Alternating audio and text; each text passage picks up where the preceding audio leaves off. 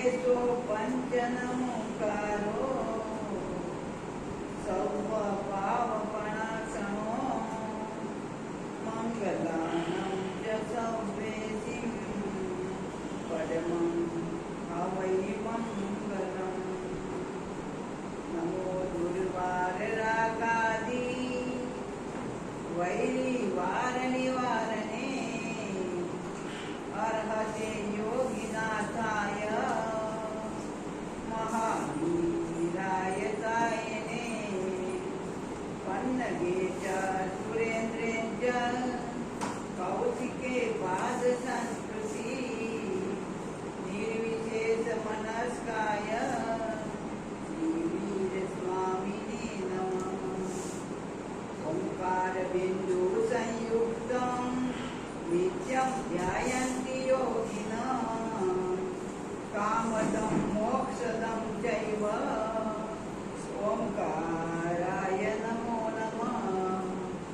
अज्ञानतिमिरान्धानां ज्ञानं जनशलाकया नेत्रमुन्मीलितं येन तस्मै श्रीगुरवे नमः।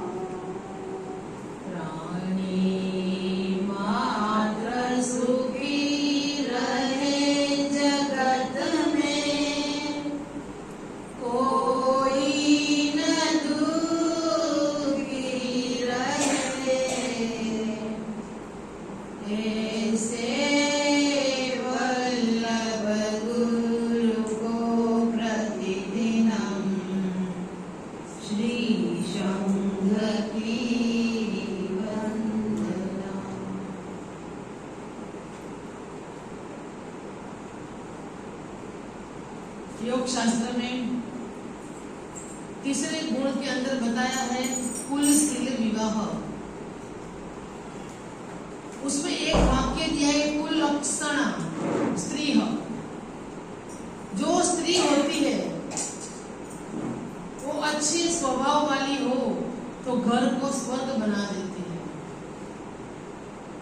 कहते हैं कि गांव के अंदर शिव नाम का ब्राह्मण रहता था। उसकी पत्नी सवेरे उठते ही उनका एक ही काम सवेरे से उनके क्लेश करना, उसके अलावा काम ही नहीं। और क्लेश भी इतना ज्यादा करना कि पति को शांति से एक घूंट पानी भी नसीब नहीं होता। और जहां जहां ऐसी ऐसी हरकत वो करती थी, पति को ना घर में शांति लेने देती थी ना बाहर लेने देती थी। घर के बिल्कुल बाहर ही बड़ का एक पेड़ था।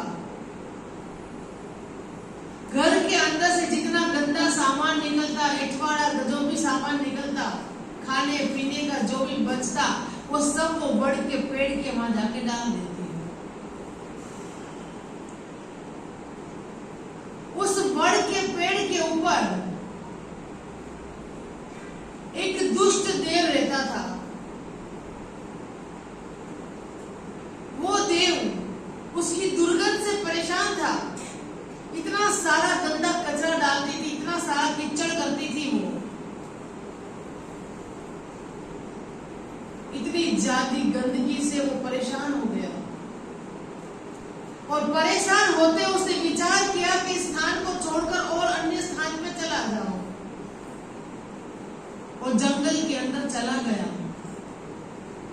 कुछ देर के बाद घर का पति भी उससे परेशान हो गया। उसने किया कहां तक इनकी रोज का झगड़ा में कैसे सहन कर पाऊंगा, इसीलिए वो वहां से उठकर वो भी घर छोड़कर जंगल में चला गया। जंगल में जाते जाते जिस पेड़ के ऊपर उस देव ने वास किया था, उसी पेड़ के पास में वो ब्राह्मण पहुंच रहा है। और देव ने उसको देखा और पूछा है, भैया तू कैसे यहाँ पे? बोले तू कौन है? मैं तेरी पत्नी से परेशान होकर जंगल में आकर रहना पसंद करता था, इसलिए मैं जंगल में आ गया। उसने कहा भैया मैं भी इसीलिए आया। मैं भी इतने दिनों से, इतने सालों से परेशान हो गया था। मुझे कहीं रहने के लिए शांति से वो पानी भी नहीं पीने देती थी, इसलिए मैं भी जंगल में आ गया। देव खुश हो गया। उसने कहा 1 से 2 भला। अब उसका तो काम था किसी की शरीर के अंदर प्रवेश करना। उन्होंने कहा कि तू खाएगा पिएगा क्या? देव कहा मैं तो अपना कर लूंगा, तू अपना देख। बोले मेरे पास ऐसा कोई काम नहीं है कि मैं अपना भरण पोषण कर सकूं। उसने एक की आइडिया बताया, मैं जिसके शरीर में प्रवेश कर दूं, तू वहां जाकर मुझे वहां से निकाल देना, मैं आराम से निकल जाऊंगा और तेरा और मेरा दोनों का काम हो जाएगा। क्योंकि जिसके शरीर में देव ने प्रवेश किया, वहां से दुष्ट देव को निकालेगा तो पैसा तो मिलेगा, कुछ खाने का भी मिलेगा, तो तेरा काम भी हो जाएगा और मेरा भी हो जाएगा। 1 दिन 2 दिन 10 दिन सभी के एक दूसरे के शरीर में प्रवेश करना उन्हें चालू कर दिया। पता चला कि जंगल में रहने वाला वो ब्राह्मण है, वो दुष्ट देव को आराम से बाहर निकाल सकता है। लोग उनके पास पहुंचते हैं और वहां जाके वो निकाल देता है। एक बार सेठ के बेटे के शरीर में प्रवेश कर दिया, सेठ खुश हो गया, 500 सुवर्ण मुद्रा दे दी। जब 500 सुवर्ण मुद्रा उसके हाथ में आ गई, उसके बाद उस दुष्ट देव ने कहा है कि अब तेरा और मेरा संबंध यह संपूर्ण होता है, तेरा भरपूर पैसा तेरे पास आ गया, अब तू मुझे कहीं पर भी जाऊं मैं तो तू मेरे साथ में और मेरे पीछे आएगा नहीं। मुझे निकालने की कोशिश अब मत करना, क्योंकि तेरे पास पैसा पूरा हो गया। ठीक है, नहीं आऊंगा। वापस उसने किसी और के शरीर में प्रवेश किया है। ब्राह्मण लालची हो गया, बहुत सारा पैसा मिलने लग गया, उनको लगा और कुछ कमा लेना चाहिए। घर पे तो वो कमाने खाने देती नहीं थी, कम से कम यहाँ तो इकट्ठा कर लूं। गई है, जैसे ही वो प्रवेश किया है दूसरे के शरीर के अंदर, वो ब्राह्मण पहुंचा है, उस देव ने कहा मुझे यहाँ से निकालेगा नहीं। तो उसने तो अपना मंत्रोच्चार चालू किया, देव को गुस्सा आ गया।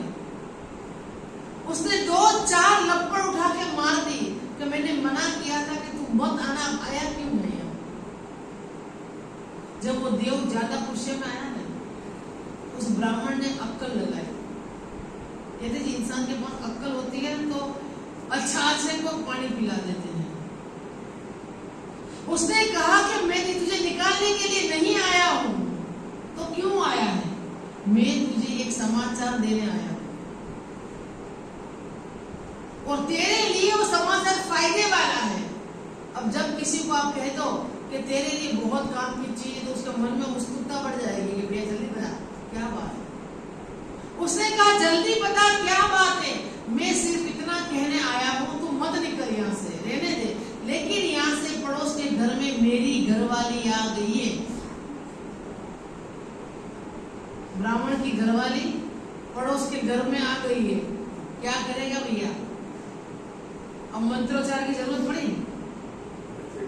बिना मंत्रोच्चार उसे बोला भैया मैं कैसे जा रहा हूँ, मुझे नहीं रहना यहाँ पे, क्योंकि वो तो पड़ोस में वापस आ गई। इसके लिए तो घर बार सब कुछ छोड़ के भी यहाँ आया था। इसीलिए कहते कि कुल लक्षणी भार्या जिसके घर में आ जाती है, वो घर तहस नहस हो जाता है। कल सगर चक्रवर्ती की जो बात बताई थी कि उसका 60,000 पुत्र एक साथ खत्म हो गया, लेकिन कहते हैं कि सामने वाले इंसान की कोई भी चाहे सुख की घड़ी चाहे दुख की घड़ी आई है, तो एकदम से जाके उसको कोई भी चीज हमें नहीं कहना चाहिए। एक भजन है कि साथी घर जायूं मत कहना, संकेतों में कह देना। आना जाना लगा रहेगा, ये दस्तूर पुराना है। साथी घर जायूं मत कहना, संकेतों में कह देना। दो बच्चे मोटरसाइकिल के ऊपर बाहर निकले हैं, हेलमेट आदि कुछ भी नहीं लिया, और अपने दोनों के अंदर और जवानी के जोश के अंदर अपना होश गंवा बैठे हैं। फुल स्पीड के अंदर गाड़ी दौड़ा रहे हैं। पीछे वाला एक बॉल की तरह, गेंद की तरह उछलकर नीचे गिर जाता। बहुत ज्यादा चोट लगी है। उन्होंने अपने दोस्त को कहा है कि साथी घर जा यूं मत कहना, संकेतों में कह देना। ऐसा मत कहना मेरी माँ को जाकर, किसी को जाकर घर पे ऐसा मत बताना कि इनका एक्सीडेंट हो गया है और हालत सीरियस है, क्योंकि कोई को मन में धक्का लग जाएगा। संकेतों में कह देना। जैसे ही दुनिया में पता चलेगा, लोगों का आवागमन चालू हो जाएगा। जैसे वो आवागमन, एक तो दस्तूर पुराना है कि किसी के घर में दुख की घड़ी आए तो इंसान को जरूर पहुंचना चाहिए, चाहे शादी ब्याह में हम ना जाएं, सुख की घड़ी में चाहे उनके घर ना जाएं, लेकिन किसी के ऊपर दुख आ गया तो हमेशा उनके घर का सहारा बन के जाना। उन्होंने कहा वहां जाके संकेत में बता देना। संकेत क्या कह रहे हैं? माँ अगर पूछे तो साथी दो आंसू बहा देना, फिर भी जो वो ना समझे तो घर का दीप बुझा देना। साथी घर जायूं मत कहना, संकेतों में कह देना। मेरी माँ मेरी इंतजार करती होगी। वो माँ जब बाहर आ जाए और वो पूछे कि बेटा कहाँ है, दो आंसू बहा देना। और दोनों आंसू बहाने के बाद भी मेरी माँ यदि नहीं समझे तो क्या करना? घर का दिया बुझा देना। घर का दिया कब बुझता है? और हम तो हर बर्थडे पार्टी में बुझाते हैं। एक साइड हम अपने बच्चों के जीवन की कामयाबी चाहते हैं और एक साइड हम हैप्पी बर्थडे करते हुए दीपक को, मतलब मोमबत्ती जलाते हैं पहले और उसको फूंक मार के बुझाते हैं। कब बुझता है हमारे घर का दिया? जब हमारे घर का, बेटे का कोई ऐसा अपशुकन होता है, उस समय घर की ज्योत को बुझाई जाती है। और हम क्या करते हैं? फैशन आ गई, केक बनाएंगे, उसके ऊपर मोमबत्ती लगाएंगे, पहले तो उसको जगाएंगे, उसके बाद उसको बुझाएंगे। कब बुझाना चाहिए? कितने लोग जलाते हैं अगरबत्ती, मोमबत्ती? सभी जलाते हैं। एक साइड हम मनोकामना करते हैं कि हमारे बच्चों का जीवन सुरक्षित रहे और एक साइड हम उसको दुख का बुलावा हम ही ला के दे रहे हैं। ऐसे ये चीज नहीं बनती। लेकिन आज हम सभी के घर के अंदर बच्चों के कष्ट आ रहे हैं, उसका मेन कारण माँ बाप है। क्योंकि बच्चों को समझाया नहीं गया, और समझाते हैं तो बच्चे को समझाना भी इसी तरीके से कि बच्चा आप ये काम जला लो, प्रगटा लो, साथ में रख लो, लेकिन बुझाओ नहीं। उसने कहा यदि तू और आगे जाएगा तो घरवाले भी पूछेंगे कि मेरा पति कहाँ है, क्या कहेगा? बीबी अगर पूछे तो साथी चूड़ी फोड़ बता देना, फिर भी जो ना समझे तो सर का तिलक मिटा देना। साथी घर जायूं मत कहना, संकेतों में कह देना। आज हम फैशन के मारे घर में तिलक लगाना पसंद नहीं करते। आज हम कहते जींस पैंट पहन लिया या ऐसा कोई वेश पहन लिया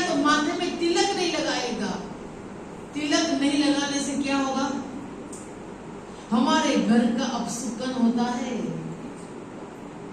ये 16 श्रृंगार का एक श्रृंगार है। कहते कि पहले की औरतें बड़ा वाला तिलक लगाती थी, उस तिलक से उसके पति का भाग्य बदलता था। और हाथों के अंदर चूड़ियां जरूर पहनती थी। सुहागन, आजकल सुहागन तो कम पहनती है, विधवा ज्यादा पहनती है। सुहागन के हाथ में चूड़ी होगी नहीं भी होगी। पहले के जमाने में चूड़ियां भी ऐसी पहनी जाती थी कि सुहाग उनका खनकता रहता था। चूड़ियों की आवाज से उनका सुहाग के अंदर एक जान आती थी। आज कैसी पहनते हैं? एक चूड़ी पहनी तो ठीक है, नहीं पहनी तो बांडा भुच्चा सबसे ऊंचा। और फिर हम चाहते हैं कि हमारे घर की तरक्की हो। कैसे होगी? शास्त्रों में जो जो चीजें लिखी है ना, कुछ तो समझदारी से लिखी होगी, कुछ तो होता होगा। 16 श्रृंगार हमें बताया है। उस 16 श्रृंगार के अंदर बिंदी और चूड़ी हमारा सुहाग है। और जिसके घर की चूड़ियां खनकती रहेगी, जिसके माथे पे तिलक रहेगा, वो इंसान के अंदर पति की कभी भी अकाल मृत्यु नहीं होती।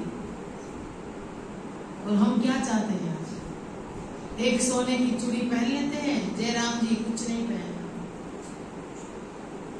आगे अब उसने विचार किया कि पति के पास, पत्नी के पास में मैसेज दे दिया, अब बहन मिलेगी। तो बहन क्या पूछेगी? मेरा भाई कहाँ है? कि बहन अगर पूछे तो साथी मुरझा फूल बता देना, फिर भी जो वो ना समझे तो राखी तोड़ बता देना। साथी घर जायूं मत कहना, संकेतों में कह देना। क्या बताया? कि बहन पूछे तो मुरझाया हुआ फूल बता देना। चाहे भाई और बहन का कितना झगड़ा क्यों ना हो, 2-4 दिन ही ऐसा आता है कि जो भाई और बहन आपस में प्यार का, सौहार्द का संपर्क बनाते हैं। आज हम क्या करते हैं? आज सगी बहन तो अपनी एक साइड रहेगी, कोई याद करेगा नहीं भी करेगा, लेकिन धर्म के भाई और धर्म के बहन बना लेते हैं। और उसके लिए सब कुछ करने को हम तैयार हैं। हमारे पास उस बहन के लिए समय भी है, उसका मायरा भी आ जाएगा तो चढ़िया था मायरा भी उसका भर देंगे। लेकिन खुद की बहन, रियल बहन जो होगी, अब राखी पूर्णमासी आने वाली है ना, देखना आप विचार करना। वो राखी पूनम संवत्सरी से कुछ दिन पहले क्यों आती है? संवत्सरी महापर्व के कुछ दिन पहले ये पर्व क्यों आता है? कि यदि हमारे भाई बहन के बीच में कोई झगड़ा है, कोई मन मुटाव है, तो राखी पूर्णमासी के दिन उसके झगड़ा को समाप्त कर लेना और पर्युषण महापर्व अच्छी तरह से उजव लेना। क्षमा पर्व से पहले ये पर्व हमें बताया कि घर के अंदर अच्छी औलाद होगी, अच्छे परिवार के नाम होगा तो कुल का नाम रोशन करेगा।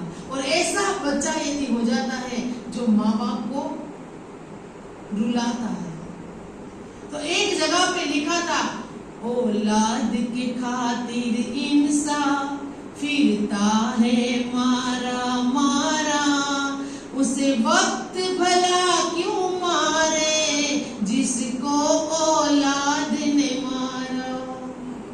उससे वक्त मारने की आवश्यकता नहीं है। आज बाहर तो सीना चौड़ा करके हम फिरते हैं, उसी घर के बच्चे को हम देखते हैं कि बच्चा अपने बाप के कहने में नहीं है, बच्चा अपने माँ के कहने में भी नहीं है कि उसे वक्त क्या मारेगा जिसने औलाद नहीं मार दिया। जिस समय बचपन के अंदर जब औलाद कैसे वैसे कपड़े पहनकर आ जाती थी, कपड़ा गंदा और सना जाता था धूल मिट्टी से, और रोता हुआ जब घर के अंदर आता था तो माँ अपने चाहे 1000 रुपए की साड़ी पहनी है, चाहे 2000 की साड़ी पहनी है, वो नहीं देखती थी। लेकिन जैसे बच्चा बाहर से आया, उसका आंचल से उसका मुंह करती थी। कहते हैं कि जिस माँ ने, आज बच्चा कहता है हमें 2-4 जगह पे हमें अनुभव हुआ है, बच्चे को कहते हैं कि माँ और पिता की सेवा करा करो। बोले माँ और पिता ने जन्म दे दिया तो इसकी सेवा करने का ठेका हमारा नहीं है। यदि माँ चाहे तो 9 महीना उन्होंने गर्भ में रखा, उसका हम किराया देने के लिए तैयार हैं।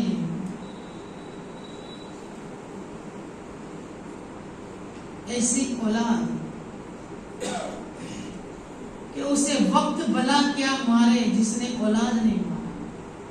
एक माँ बच्चे की किलकिलारी के लिए, बच्चे की खुशी के लिए माँ और बाप ने न जाने कितने चौखट पे मत्था रगड़ा होगा कि मेरे घर में औलाद हो। इतनी प्यार और दुलार से उस बेटे को और माँ बेटी ने बेटी को पाला है। आज वही बेटा बेटी कहते कि जब बच्चा करवट भी लेता था तो माँ बाप की नींद उड़ जाती थी। बच्चा खांसता था तो दिन भर रात भर माँ उसके सामने बैठी रहती थी। पहला ऐसा वक्त था, आज से 25 साल पहले की कहानी हम देखें, जब बच्चे को कहीं बाहर जाना होता था तो बाप के सामने बोलने की हिम्मत नहीं होती थी। तब माँ का आंचल पकड़ के माँ से कहता, माँ मेरे पिताजी से मुझे रजा ले दे, मुझे कहीं जाना है। और जब वो माँ को पूछकर, माँ पिता को पूछकर जब आज्ञा मिलती थी, कुछ दिन के बाद वही बच्चा थोड़ा बड़ा हुआ। बच्चा ने डायरेक्ट बाप से पूछना चालू कर दिया कि पिताजी मुझे इस जगह पे जाना है। पिता ने स्वेच्छा से रजा दे दी। और कुछ दिन आगे बढ़ता चला।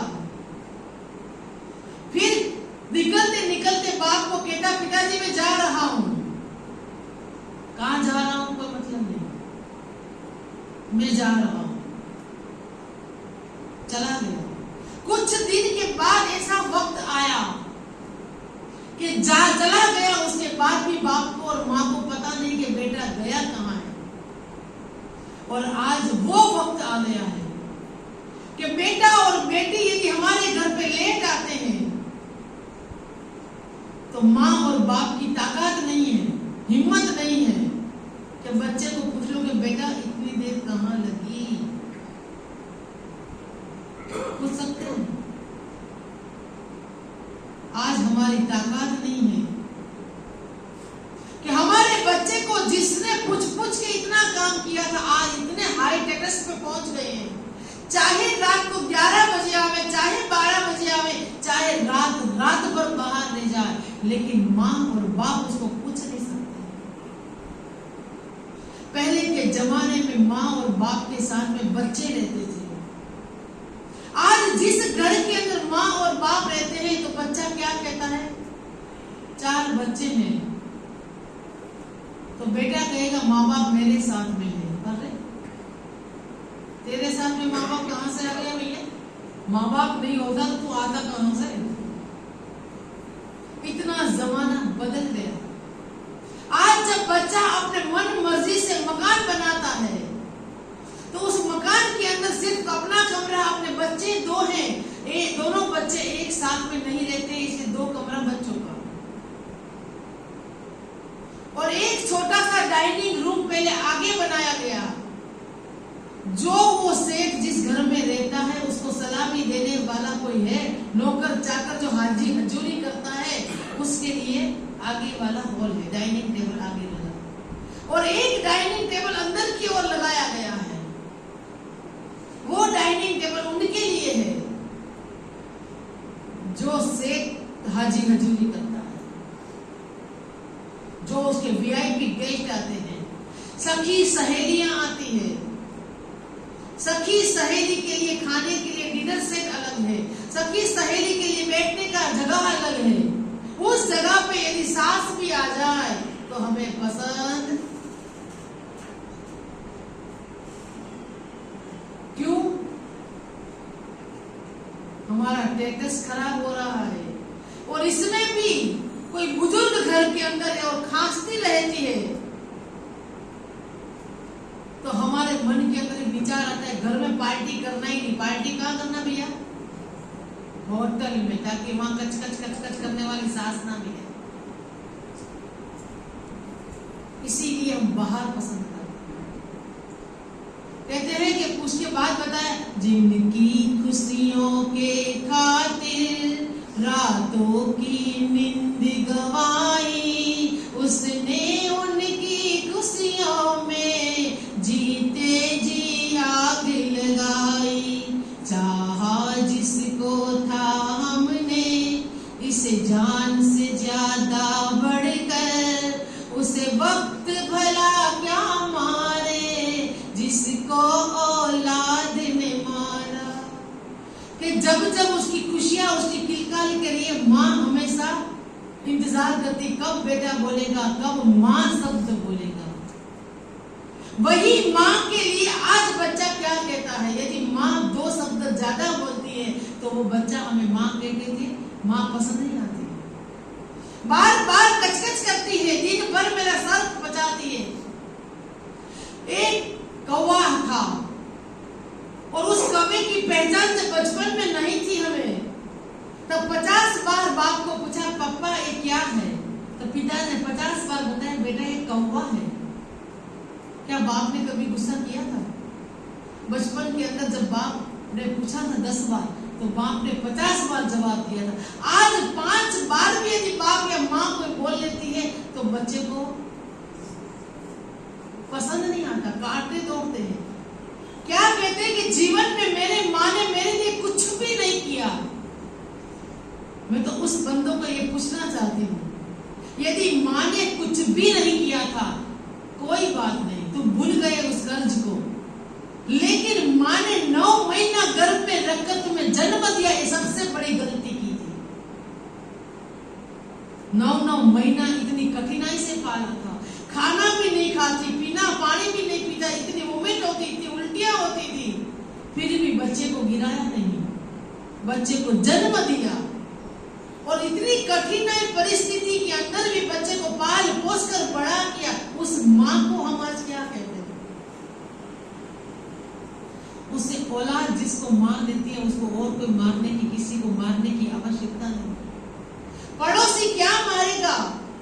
बेटा बेटी तो ऐसा होना चाहिए कि माँ बाप के लिए कोई गलत वर्ड्स भी यूज कर दे तो उससे लड़ाई कर ले। भक्तामर के अंदर आता है, मैंने आपको बार बार ये बता रही हूँ कि एक मृगिनी के पीछे, उसके बच्चे के पीछे यदि शेर का बच्चा भी पड़ा होगा तो शेर से लड़ाई करने के लिए वो मृग चला जाएगा कि मेरे बच्चे को कोई तकलीफ नहीं होनी चाहिए। माँ ने यही काम हमारे साथ किया था, लेकिन जैसे जैसे वक्त जाता है हम भूल जाते हैं। लेकिन कहते हैं कि जिस घर के अंदर औलाद अपने माँ बाप को नहीं रखती है, आने वाले दिन बहुत दूर नहीं है, उनकी औलाद उन्हें कोई घर से बेघर करेगी और उस वक्त हमारे आंखों से आंसू निकलेगा। आज हमारा बेटा हमारा कहने में नहीं है तो हमें अपनी माँ याद नहीं आती है। कब आएगी माँ याद? जिस समय 2-4 लाते और बेटा दे देगा ना, तब जाके दर्द होगा कि माँ और बाप क्या होता है। माँ और बाप की इंसान के अंदर क्या, जीवन के अंदर क्या कीमत है। कि जब जब भी हम दुख से रोए, माँ ने आंचल में संजोए। अब वक्त बदल गया है, अब माँ बाप के नैना रोए। जिस एक हंसी के खातिर माँ ने आंसू बहाए, उसे वक्त भला क्या मारे जिसको औलाद ने मारा। एक हंसी के खातिर यदि बेटा जन्मता और जन्म के समय वो नहीं रोता है तो माँ के आंचलों के अंदर और माँ के दिल के अंदर घबराहट आती है। क्यों आती है? मेरा बच्चा पता नहीं, कोई तकलीफ तो नहीं, कोई दुख दर्द तो नहीं होगा, बोल नहीं पाता, उसकी खाली काली गहरी भाषा माँ समझ जाती है। लेकिन आज माँ जब काली गहरी भाषा बोलने का वक्त बुजुर्ग हो गई है, और बोल नहीं सकती, इशारा से कोई बात समझाना चाहती है, तो आज का बेटा समझने को तैयार नहीं है। समझता सब कुछ है लेकिन समझने को तैयार नहीं। इसीलिए कहते हैं योग शास्त्र के अंदर कि यदि कुलशील विवाह करना है तो जन्म से बच्चों को अंदर संस्कार डालो। यदि जन्म से संस्कार डाला होगा, हम बच्चे को बड़े होने के बाद संस्कार डालने की कोशिश करते हैं। कहते कच्ची मिट्टी होती, जितना चाहे रोंद लो, रोंदने के बाद चाहे जैसा आकार बना लो, चाहे मिट्टी की मटकी बना लो, चाहे उसकी तुम चिलमची बना लो, चाहे उसका तुम कलश बना लो, कुछ भी बना लो, बन सकता है। लेकिन जब बनने के बाद उसको अग्नि में पका दो, उसके बाद तुम घाट बनाना चाहोगे, बनेगा? जब बच्चा छोटा होता है, उसकी 10 गलतियों के ऊपर पर्दा डाला जाता है,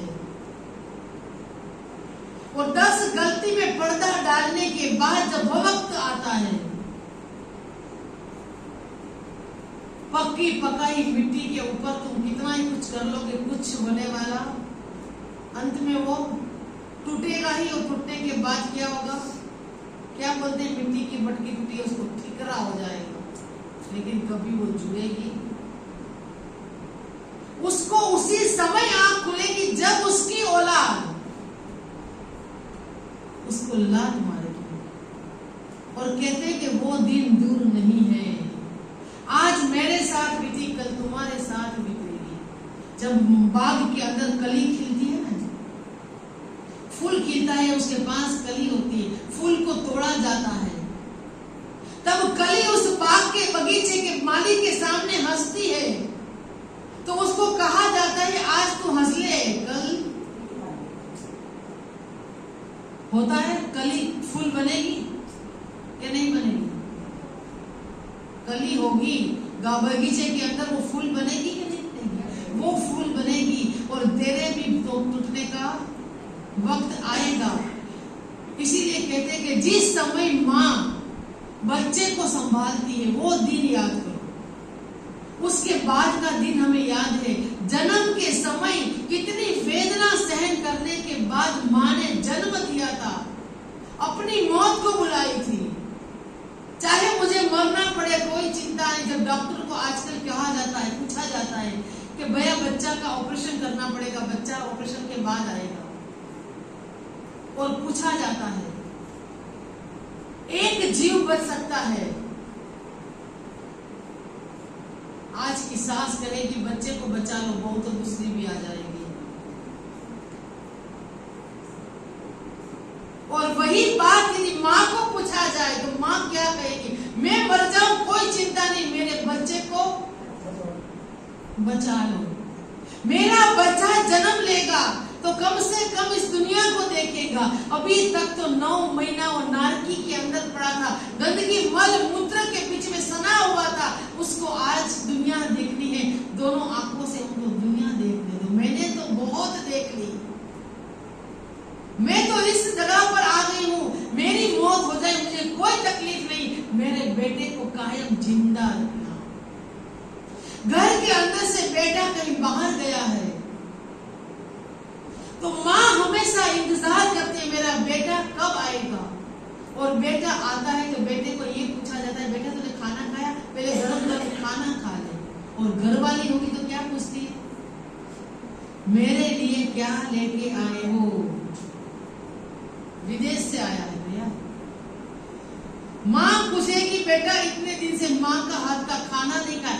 आजकल के बच्चों को माँ का खाना पसंद ही नहीं है। पहली बात तो उनको होटल का खाना इसलिए पसंद है कि जब जुठन गुठन बासी कुश्ती जो भी होता है वो खाने को मिलता है। और माँ अपने प्यार से अच्छी तरह से खाना बनाती है, वो खाना हमें पसंद। पिज्जा बर्गर सड़ा भरा कितने दिनों का आटा गोंदा हुआ, ये सब खाना पसंद है। आज संडे है, रात को बाहर जाना होगा खाना खाने। संडे को घर का खाना कैसे खाया जाए भाई? बाहर जाना, पार्टी देनी पड़ेगी ना संडे।